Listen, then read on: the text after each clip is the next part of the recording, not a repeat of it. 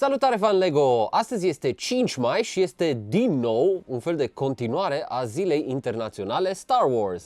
Pentru că e May the 5th și atunci ai Revenge of the 5th pentru că e Revenge of the Sith. Dar mâine, care este May the 6th, nu ar fi mai bun pentru Revenge of the 6th? Nu știu, voi ce părere aveți? În orice caz, cu această ocazie o să ne uităm din nou la niște seturi LEGO Star Wars. De data asta, două dintre noile boosturi sau capete sau căști, cum vreți voi să le ziceți. De data asta avem de-a face cu 75304, casca lui Darth Vader, în partea asta aici, și 75305, casca de Scout Trooper, în partea cealaltă. Casca de Scout Trooper are 471 de piese, în timp ce casca lui Darth Vader are mult mai multe piese decât atâta, conține 834 de piese, deci aproape 1000 de piese doar aici, vă vine să credeți? Eu în acest moment am construit toate căștile din serie, inclusiv Venom și Carnage, pe care o să vi le arătăm într-un alt video, și pot să spun liniștit că aceasta este cea mai complexă dintre toate, și după numărul de piese, vă dați seama evident, dar și ca și tehnici folosite la interior, o grămadă de piese prinse de bare care se prind cu alte clipuri la unghiuri ciudate.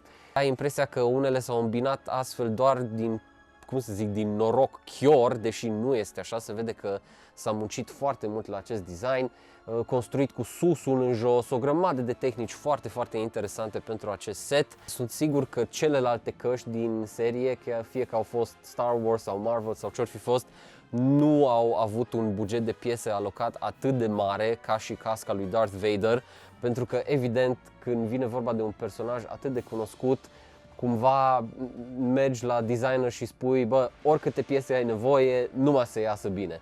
Și bine a ieșit, după cum puteți vedea. Este mult mai incorporată cu soclul pe care stă.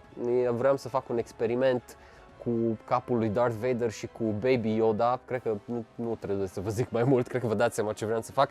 Dar din păcate nu prea pot, pentru că este foarte, foarte bine integrat acolo în el și cam greu de detașat.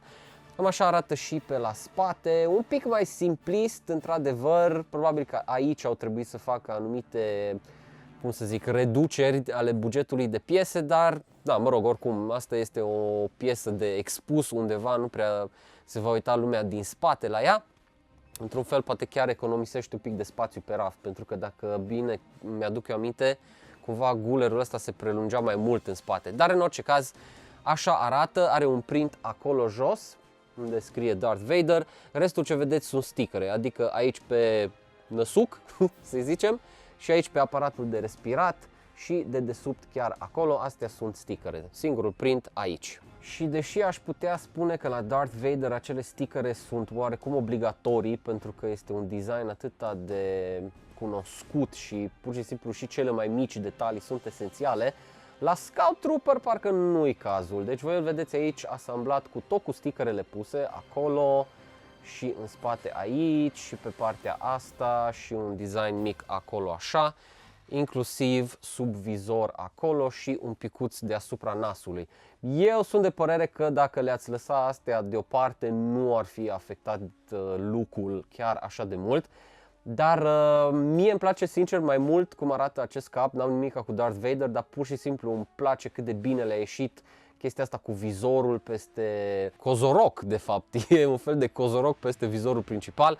Se pretează mult mai bine la formatul LEGO decât casca lui Darth Vader, care e plină de suprafețe rotunjite și sferice și toate cele. Îmi place în special designul aparatului de respirație aici și cum folosesc o aripă de roată de mașină în dreptul nasului. Foarte, foarte mult îmi place designul ăsta.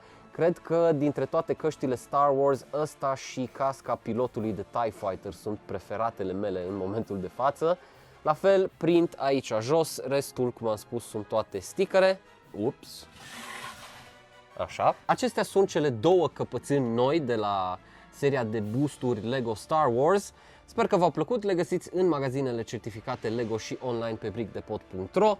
75304, casca lui Darth Vader, și 75305, casca de Scout Trooper.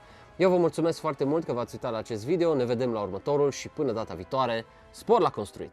Dacă vrei să mai vezi un video, apasă pe ecranele de deasupra mea și nu uita să te abonezi apăsând pe bulina de lângă mine. Ne vedem!